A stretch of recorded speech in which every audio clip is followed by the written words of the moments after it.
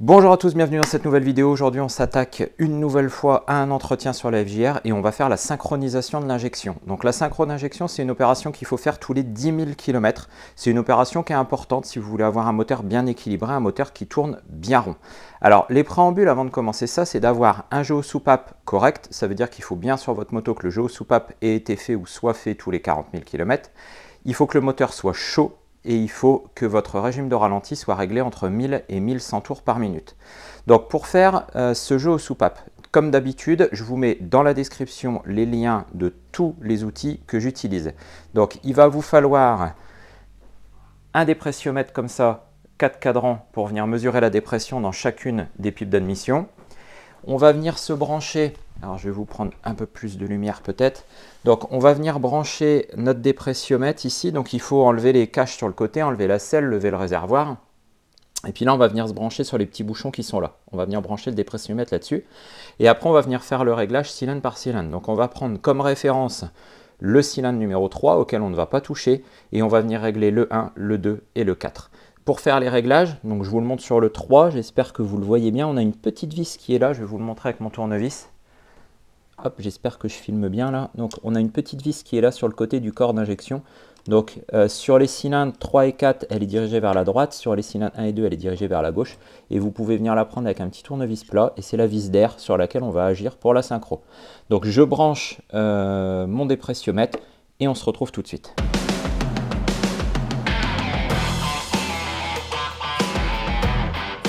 Voilà, donc là j'ai fini de faire mes branchements, donc on va pouvoir mettre le moteur en route, on va regarder un petit peu ce que ça donne et puis on va pouvoir faire tranquillement les réglages. Donc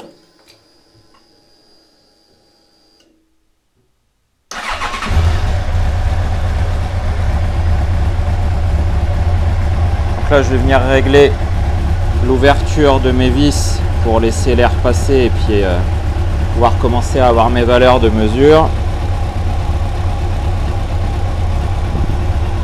Ah, j'en ai un qui est parti.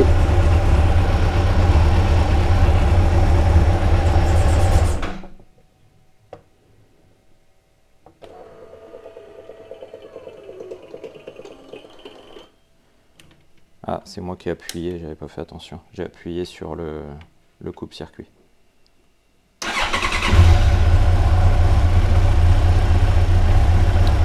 Donc là, je viens régler le débit pour que les aiguilles arrêtent de danser.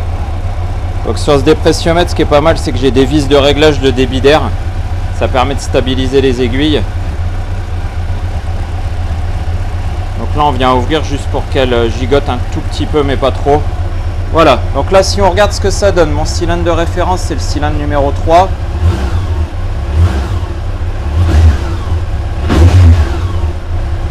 Voilà, donc cylindre de référence, cylindre numéro 3. Là, je suis sur la graduation 10. Le 4, il est parfait. Le 1, il y a un tout petit peu à corriger. Et le 2,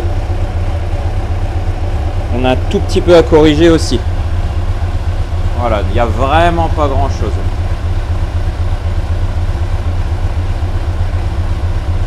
Donc là, je vais venir faire ma correction sur le 1. Donc on va agir. On va venir attraper la vis d'air qui est ici. Je vais agir un tout petit peu dessus. Donc là, je l'ouvre un tout petit peu.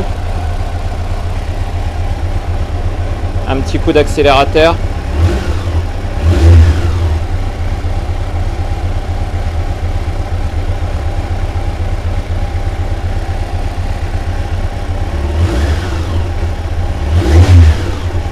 Alors quand j'ouvre, ça m'a fait baisser un peu, donc je vais la refermer un petit peu.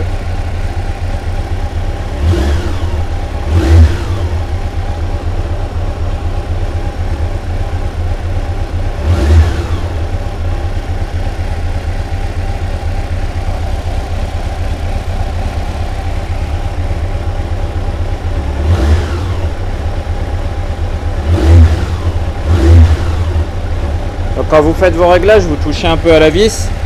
Après, vous mettez 2-3 coups de gaz et vous laissez stabiliser. Voilà, donc là on voit que sur mon 1 je suis bon. Ah, là je suis bien sur le 10, là je suis bien sur le 10. Ensuite je vais venir faire le 2. Donc pareil, je vais attraper ma vis au fond là-bas. Alors on voit pas grand chose.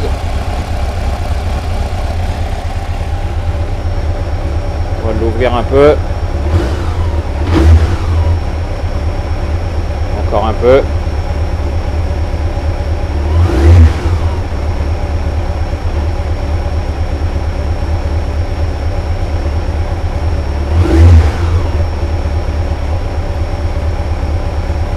Voilà, là on est bien. Ouais, bah là on est pas mal.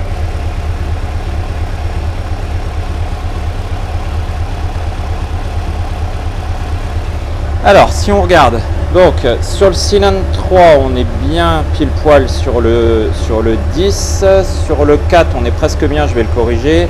Le 1, alors le 1 et le 2 ils sont redescendus un petit peu là, donc on va encore retravailler un peu dessus.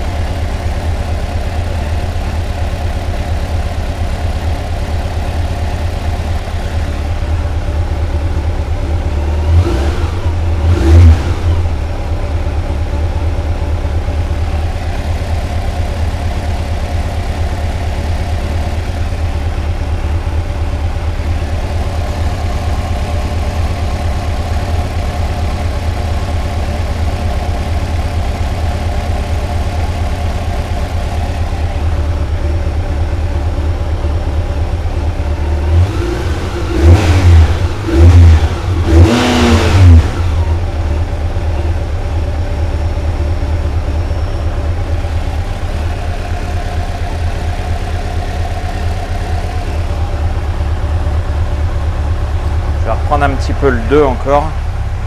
Je commence à me stabiliser là, mon 1 il est pas mal. Alors on va regarder le 4 est bon.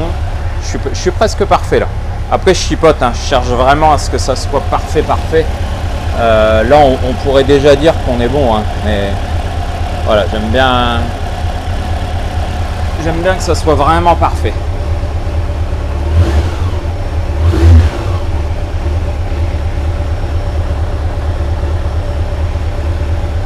Voilà, donc le 1 il est parfait.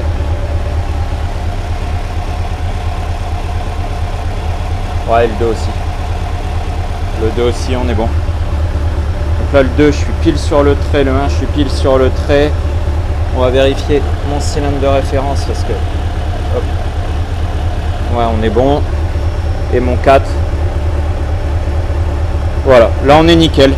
Donc, on voit bien qu'on a notre cylindre de référence et qu'on a tous les autres qui sont pile poil dessus. Et voilà.